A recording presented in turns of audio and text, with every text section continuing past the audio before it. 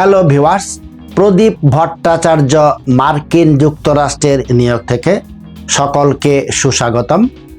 আজ যে টপিকস নিয়ে আলোচনা করব তা হলো বিবর্তন তত্ত্ব কি একটি থিওরি, তার সাথে থাকছে লজিক্যাল ফ্যালাসি বা অজ্ঞতার কুযুক্তি নিয়ে ছোট্ট করে আলোচনা। আমার সঙ্গেই থাকবে। বিজ্ঞানের পরিভাষায় থিওরি হলো একটি প্রতিষ্ঠিত সত্য। একজন বিজ্ঞানী যখন কোনো কিছু আবিষ্কার করেন তার পূর্বে কোনো একটি জিনিস প্রত্যক্ষ করেন।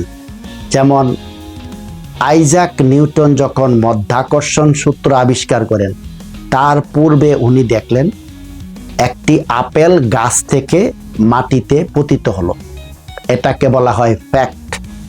কিছু ফ্যাক্ট নিয়ে গবেষণার জন্য একটি বিষয় প্রতিষ্ঠিত হয় যাকে বলা হয় হাইপোথিসিস, এবং এটা নিয়ে বিস্তারিত পরীক্ষা নিরীক্ষার পর যখন 100% নির্ভুলভাবে প্রমাণিত হয় তাকেই বলা হয় বিজ্ঞানের ভাষায় থিওরি।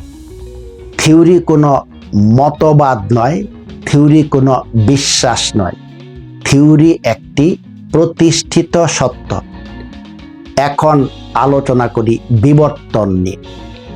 চার্লস ডারউইন একটি দ্বীপে দীর্ঘ 5 বছর গবেষণা করে এই তত্ত্বটি আবিষ্কার করেন। উনি দেখলেন 14 রকম ফিন্স পাখি যাদের ঠোঁটের আকৃতিগুলা ভিন্ন ভিন্ন ছিল, এক একটি দ্বীপে খাদ্যের প্রতিযোগিতায় টিকে থাকার জন্য। কোনো দ্বীপে দেখা গেল যে বীজগুলো মোটা, সেই বীজগুলা খাওয়ার জন্য সেই পাখির ঠোঁটটা একটু মোটা হওয়া দরকার। কোনো দ্বীপে দেখা গেল পাখিগুলো গাছ থেকে কীটপতঙ্গ খেতে পারে, তাদের ঠোঁটগুলো ছিল সরু। এইরকম একই প্রজাতির পাখির বিভিন্ন ধরনের ঠোঁট দেখে উনি সিদ্ধান্তে উপনীত হন খাদ্যের প্রয়োজন অথবা পরিবেশগত কারণে জীবের দেহে কিছু পরিবর্তন ঘটে। এটাই হলো বিবর্তন। বিবর্তন একটি প্রতিষ্ঠিত সত্য। বর্তমানে 98% বিজ্ঞানী বিবর্তনকে সত্য বলে স্বীকার করেছেন। বিবর্তন নিয়ে একটু তুলে ধরতে চেষ্টা করি। আমাদের বংশগতির ধারক ও বাহককে বলা হয় ডিএনএ। ডিএনএ একটি অণু। এই ডিএনএর ভিতরে 4 প্রকার তত্ত্ব থাকে যাকে বলা হয় এটিসিজি। এই এটিসিজি এর ভিতরে নিহিত থাকে একটি জীবের চারিত্রিক বৈশিষ্ট্য, জীবটা কতদিন বাঁচবে, এবং জীবটা বিলুপ্ত হওয়ার পরেও হাজার হাজার এমনকি লক্ষ বছর পরেও ওই জীবের তত্ত্ব সম্পর্কে বিজ্ঞানীরা ধারণা পেয়ে থাকেন। যেমন ডাইনোসর বিলুপ্ত হয়ে গিয়েছিল কয়েক লক্ষ বছর পূর্বে। তাদের ফসিল রেকর্ড দ্বারা বিজ্ঞানীরা আবিষ্কার করেছেন তারা কি পরিবেশে বিচরণ করত, তাদের খাদ্য কি ছিল, ইত্যাদি ইত্যাদি পুঙ্খানুপুঙ্খ তথ্য। এই ডিএনএর উপর ভিত্তি করে এক প্রজাতি আরেক প্রজাতি থেকে আলাদা হয়। যেমন মানুষের নিকটতম প্রজাতি হলো শিম্পাঞ্জি। শিম্পাঞ্জির সাথে আমাদের ডিএনএ সিকোয়েন্সের পার্থক্য মাত্র 1.2 বা 1.3 ভাগ। তার একটু আগে গেলে যেমন ইঁদুরের সাথে আমাদের ডিএনএর পার্থক্য 65% এবং মানুষের হলো 100%, অর্থাৎ 35% ব্যবধান। বিবর্তন যে সত্য, বর্তমানে কিছু তার জ্বলন্ত উদাহরণ হলো ফসিল রেকর্ড। আমাদের দেহের এমন কোনো কিছু অঙ্গ আছে যেগুলো আমাদের কোনো কাজে লাগে না। যেমন আমাদের পিছনের যে মেরুদণ্ড আছে তার সাথে একটা লেজের মতো অংশ আছে, এটা প্রাণীদের দেহে থেকে আমাদের দেহে এখনো রয়ে গেছে। আমাদের অ্যাপেন্ডিসাইড যারা প্রচণ্ড ব্যথায় এটা অপসারণ করতে হয়, এটা প্রাণীদের কাজে লাগে, মানব দেহের কোনো কাজে লাগে না। আমাদের আরও কিছু কিছু অঙ্গ আছে, যেমন শরীরের লোম, এই লোমগুলো মানব দেহে কোনো কাজে লাগে না, এটা প্রাণীদের কাজে লাগে।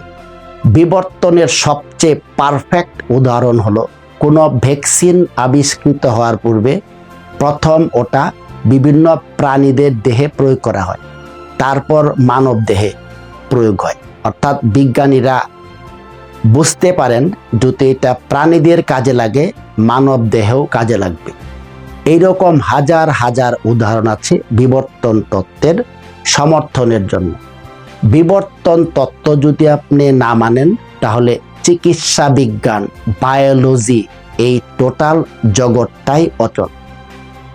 একটি এককোষী জীব চট করে তার আকৃতি পরিবর্তন করতে পারে, যেমন সাম্প্রতিককালে কোভিড ভাইরাসটা এই পর্যন্ত প্রায় 48 বা 49 বার তাদের আকৃতি পরিবর্তন করার কারণে ভিন্ন ভিন্ন ভাবে ওরা আবির্ভূত হয়েছে। যেমন HIV যে ভাইরাসটা আছে, এটা তাদের আকৃতি এত দ্রুত চেঞ্জ করতে পারে, যেমন তার জন্য এখনো সুনির্দিষ্ট ঔষধ আবিষ্কৃত হয় নাই। এককোষী জীবের ক্ষেত্রে বিবর্তন যেমন হঠাৎ করে ঘটে থাকে, কিন্তু মানুষের ক্ষেত্রে বা অন্যান্য বহুকোষী জীবের ক্ষেত্রে এটা লক্ষ লক্ষ বছরের ব্যবধানে হয়ে থাকে। যেমন মানুষের পূর্ববর্তী প্রজাতি শিম্পাঞ্জির 24 জোড়া ক্রোমোজোমের মধ্যে এক জোড়া ক্রোমোজোম এক হয়ে 23 জোড়া ক্রোমোজোম বিশিষ্ট মানুষ তথা হোমোসেপিয়েন্স প্রজাতির আবির্ভাব। এমন করে আমাদের এই প্রাণীকুলের প্রত্যেকটি জীবে তাদের পূর্ববর্তী জীব থেকে বিবর্তনের মাধ্যমে আজকে এই প্রাণী জগৎ। এখন আসি লজিক্যাল ফ্যালাসি সাবজেক্টটা নিয়ে। লজিক্যাল ফ্যালাসি হলো অজ্ঞতার কুযুক্তি। আপনি যদি বিজ্ঞান সম্বন্ধে ধারণা না থাকে, তাহলেই আপনি বলতে পারবেন বিবর্তন জাস্ট একটি থিওরি। এটা হলো পর্যাপ্ত জ্ঞানের অভাব। বিশিষ্ট বিশিষ্ট ধর্মীয় ব্যক্তিরা বর্তমানে বলে থাকেন বিবর্তন একটি থিওরি, যা সাধারণ মানুষকে বিভ্রান্ত করে। এর ফলস্বরূপ একটি জাতি বিভিন্ন বৈজ্ঞানিক আবিষ্কার থেকে বঞ্চিত হয়, একটি দেশ বিজ্ঞানকে জীবনের চরম শিখরে নিয়ে যেতে পারে না, জাতি হয় একটা অন্ধকারাচ্ছন্ন কুসংস্কারে আবদ্ধ জাতি। এই হলো লজিক্যাল ফ্যালাসি, তার সাথে বিবর্তন নিয়ে বিস্তারিত আলোচনা। আপনাদের যদি কোনো প্রশ্ন থাকে, আমি আরও ব্যাখ্যা করতে চেষ্টা করব। আমি কারোর ধর্মীয় অনুভূতিতে আঘাত দিতে চেষ্টা করি না, জাস্ট বিজ্ঞানের ভিত্তিতেই আজ এই আলোচনাটা আপনাদের সামনে উপস্থাপন করলাম। পরবর্তীতে অন্য কোনো টপিক নিয়ে আবার হাজির হব। সকলে ভালো থাকুন। প্রদীপ ভট্টাচার্য, মার্কিন যুক্তরাষ্ট্র, নিউ ইয়র্ক।